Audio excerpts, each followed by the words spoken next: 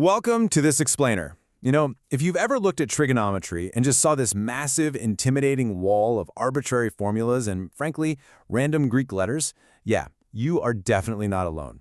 For a lot of us, it feels like a whole new language of sines, cosines, and tangents that we're just expected to memorize without ever really understanding why. But today, we're going to tear down that wall. We are going to ground these 6 trigonometric functions in incredibly simple geometric logic. By the time we finish up, you'll see that these aren't magical spells at all. They're just really elegant relationships built from concepts you probably already know. Okay, let's dive into this roadmap. Here's what we'll be covering. 1. The Pythagorean foundation. 2. Defining trigonometric functions. 3. The proportionality principle. 4. Tangent and slope. And 5. Quadrantal angles. All right, let's jump straight into Section 1, the Pythagorean foundation. We're going to start on completely safe, foundational ground here. Just figuring out how to connect 2 points on a simple, flat plane. Imagine any 2 points on a grid. Let's call them point P and point R. How do we find the exact straight line distance, d, between them? Well, it's remarkably simple. You just draw a horizontal line from one point and a vertical line from the other until they meet, completing a perfect right triangle. And once you have a right triangle, you unlock one of the oldest, most reliable tools in all of mathematics, the Pythagorean theorem. The square of the horizontal distance plus the square of the vertical distance equals the square of our hypotenuse, d. Then you just solve for d. That's it. Keep this right triangle in the back of your mind, because it is literally the engine that drives everything else we are about to discuss. Moving right along to Section 2, defining trigonometric functions. So, now that we know how to find our distance by dropping a right triangle onto a grid, we're ready to move from a basic line segment to an actual angle, which we'll call theta, in standard position.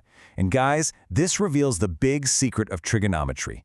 These 6 functions, sine, cosine, tangent, and their partners cosecant, secant, and cotangent, they aren't abstract magic. They are literally just fractions. Think about it. If you take an angle, theta, starting from the origin, and pick any point P on that line, that point has an x-coordinate and a y-coordinate. It also has a distance back to the origin, which we'll call r for radius. Every single trig function is just a ratio of 2 of these 3 numbers. For example, sine is just the y-coordinate divided by the distance r. Cosine is the x-coordinate divided by r. It's honestly just stacking coordinates on top of each other. Because it's all just about x, y, and r, turning these abstract letters into concrete numbers requires a foolproof 3-step procedure. Step 1, we find the distance r from our point to the origin using that Pythagorean trick we just talked about. Step 2, we explicitly identify our x and y coordinates from the point we were given. And step 3, we simply plug them into the ratios. It is exactly like matching up the pieces of a puzzle.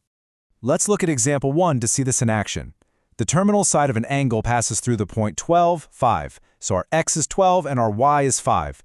Step 1 is finding r. We square 12 to get 144, square 5 to get 25. Add them together, that's 169. The square root of 169 is 13, so r equals 13. Now we have all 3 keys. X is 12, y is 5, r is 13. Sine is y over r, so it's 5 over 13. Cosine is x over r, making it 12 over 13. Boom, done. Now in example 2, our point is 8, negative 6. The exact same logic applies here, but notice that negative y value. When you square negative 6, it becomes a positive 36, so our distance r is always going to be positive, in this case 10. But when you write out your actual ratios, like sine, which is y over r, you have to carry that negative sign with you, making it negative 6 over 10. Which brings us to Section 3, the proportionality principle. Now, this brings up a pretty brilliant question. I just told you to pick a point on the line to find your x and y, but what happens if we choose a completely different point, further down the exact same line? Well, let's say you pick point P, and I pick a point P prime that's twice as far away on the same angle. If you draw right triangles from both points straight down to the x-axis, you create similar triangles. And a fundamental rule of geometry is that corresponding sides of similar triangles are totally proportional. Meaning, if my y-coordinate is twice as big as yours, my r distance is exactly twice as big too. The fraction y over r simplifies to the exact same number as y prime over r prime. The ratio is identical no matter which point is used to find it. This right here is the heart of why the sine of 30 degrees is always the same whether you're looking at a triangle drawn on a napkin or a triangle stretching from the Earth all the way to the moon. Section 4. Tangent and slope. Okay, we're ready for another massive conceptual link, one that bridges the gap between the geometry of triangles and the algebra of lines. What happens when our line isn't just given to us as a neat little coordinate, but is instead defined by an algebraic equation? Let's look at example 3, where the terminal side of our angle is defined by the equation x plus 2y equals 0. How in the world do we find the trig functions for this?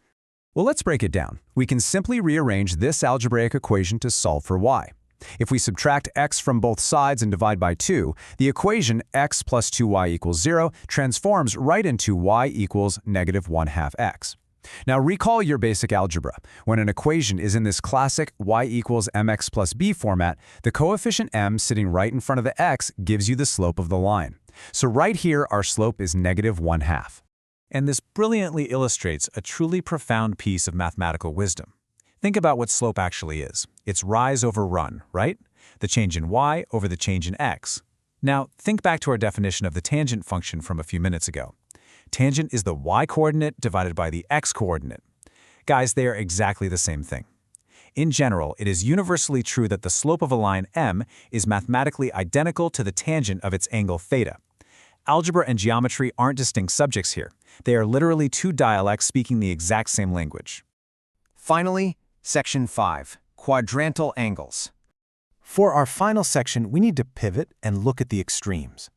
Math requires us to address the edge cases, where things might get a little weird. What if our angle's terminal side doesn't shoot off into a quadrant at all, but lies perfectly flat on the x-axis, or points straight up or down the y-axis? We call these quadrantal angles. Take example 4, an angle of negative 720 degrees. That's 2 full clockwise rotations, meaning the line lands perfectly on the positive x-axis.